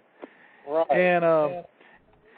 And then when he does that, that means the boogers are close. And he started acting real scared of what was going on due south of us, and he would look to the south, and then he'd look at me, and he'd look to the south, and he'd start whining and crying, and he wanted in that truck. So when I opened the door, he piled in the truck, and I don't know if that set him off, but all of a sudden things went crazy then. Well, Laurie was there at this outing, and Tim looked at me and he said, Bear, Bo's very shook up. You think we ought to go? And I said, yeah, well, maybe we ought to start loading people up, because, animals can sense things that we can't, and we felt like we probably could have stayed there, but we also felt we'd stayed there too long, too. And that's when me and you started corralling everybody back together and getting them into their respective vehicles. Well, while all that was going on, Tim had already climbed in his truck, and I think Cindy Goodbreak was in the truck with us. I know that Sam Armstrong was, and me and Bo. Tim's truck was parked at the north side of that oval. In other words, Tim's truck, the passenger side door, the off side, was right there at where against the brush. And I was helping everybody get into their vehicles. Well, when everybody started getting into their cars and slamming doors and everything, I think it set them off, because they really got upset then. And Sam Armstrong heard the one from the north when he come through there. He heard him when he screamed. Mama Dick has that recording too. She has it all on recording. And that sucker screamed, and he come through that brush pile on a beeline straight from the north, heading toward Coonbo's truck. I had to barrel around Coonbo's truck and open the door to get in. Well, when I did, I never looked back, because I come around the backside of that truck, and I could hear this sucker. He was screaming and growling, and he was tearing up stuff, making a beeline straight for that truck. So I opened up the door, never looked back, and dove into the truck, yelling for Coonbo to go, go, go. Well, Sammy had... And here I am. I'm brand new, and I'm going, I remember that. I was like, why did we leave? I think that booger took a swing at Bear. He did. I wouldn't be surprised. Yeah, if I remember right, after this happened, I thought that I remember y'all telling us, because me and Dan we didn't make that one, but you felt the air Yep. off of the swipe. If he swung with his right hand, and the direction of the door, when he caught the door, he slammed the door too. If he'd have swung at me with his left arm, he probably would have knocked that door smooth off his hinges. Just lucky that when it swung at me, because all I did, I opened the door and dove across that seat. I knocked Bo into Coonbo's lap. Coonbo had Bo all up in his lap and floorboarded that thing to get out of there. But it swung at me, and when it did, the force of its swing, it was just fortunate enough it was in the same direction as the door closed. Because when he hit that door, it slammed that door shut right on my heels. Because when I dove in the cab of that truck, I just crunched forward. Sammy was watching all this and had his spotlight on him. And Sammy said, Bear, you just would not believe he said, I thought he done tore your head off. And if I'd have known what was happening behind my back, it may have been worse than it actually was. But Bear floats like a butterfly and stings like a bee. Okay. I want to get to this question because I had promised him I would, and it is, let me scroll because I'm actually copying and pasting them, and it's from John West, and it says, didn't Bear get bluff charged one time? And Hiker 11 also would like to know what color are they down there? Colors. In Texas. I think Coonbo, yes, I was bluff charged. I don't know how much time we have in the show. I'll have to probably tell that next week. 3 minutes. Huh? We have 3 minutes. Yeah, oh, my gosh. I don't have enough time. I'll let Coonbo tell you about the colors, though. We'll go over a little longer into archives. When we go off the air, you can download it and hear it on archives. But, Tim, describe the various colors down here. Well, we've got most of them around here are sort of a dark, blackish, brownish color, and then we even have some that go to a sort of a brownish red, sort of an auburn color, and there are a few that are actually sort of blonde or beige colored. I've heard of white ones, but I've never seen a white one, and I've only ever seen one beige one with my own eyes. Most of them, the ones that I've seen and are blackish to brownish colored, but I know that the quality of their fur, or whether how clean they look, varies a lot depending on where they live. Exactly. The one that I saw out on our farm was just looked like he'd just come out of just been washed. I mean, his fur was just glistening. It was just shiny black, almost like frosted, tipped in gray or silver. And that's something else we see is we'll see them sort of frosted or tipped in silver, and then the ones that I've seen down in the swamps in Mississippi, their hair is a lot nappier. They'll be matted with mud and dirt and crud and stuff, and a lot dirtier looking. But have you ever seen any white ones? That was from Hiker 11. No, I've never seen a white one. I've heard about them. I've heard about them though. I've heard a lot of people that have seen them and all. I've seen pictures of them. I caught a white one in the headlights one night when I was going back to my grandparents' house. I had a date late that night, and he was standing in the roadside ditch. Looked like he had something over its left shoulder. I don't know whether it was a deer or a dog. It was pretty large. It was draped over its left shoulder. It had its right foot up on the road bed itself. Its left foot was in the roadside ditch for drainage. And he was, I don't describe him as white. I call it a dirty gray, And he stood about 9, possibly even 10 foot tall, because he towered way above the vehicle I was in when I swept right past him. If he wanted to, he could have reached out there and tapped on my window, but he didn't, and I'm glad he didn't, or I'd probably wrecked.